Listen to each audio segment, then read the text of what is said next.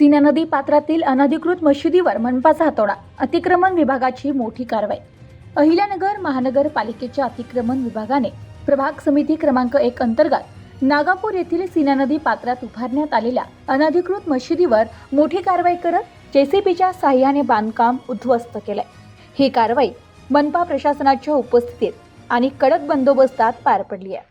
मनपा आयुक्त यशवंत डांगे यांच्या मार्गदर्शनाखाली अतिक्रमण हटविण्याची मोहीम राबविण्यात आली। यावेळी सुरेश थापे, आदित्य बल्लाळ, बाळासाहेब पवार, क्षेत्रीय अधिकारी विजय साहेब तसेच राहुल साबळे यांच्यासह संबंधित विभागातील अधिकारी आणि कर्मचारी उपस्थित होते। नागापूर परिसरातील सीना नदी पात्रात उभारलेले अनधिकृत बांधकाम हटविण्यात आले। मनपा अतिक्रमण विभागाने जेसीबीच्या सहाय्याने मशिदीचे बांधकाम पाडले। कारवाई दरम्यान वरिष्ठ अधिकाऱ्यांची प्रत्यक्ष उपस्थिती होती।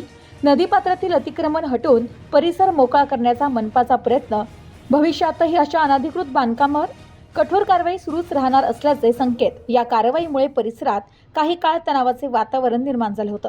मात्र प्रशासनाच्या नियंत्रणाखाली संपूर्ण प्रक्रिया सुरळीत पार पडली आहे।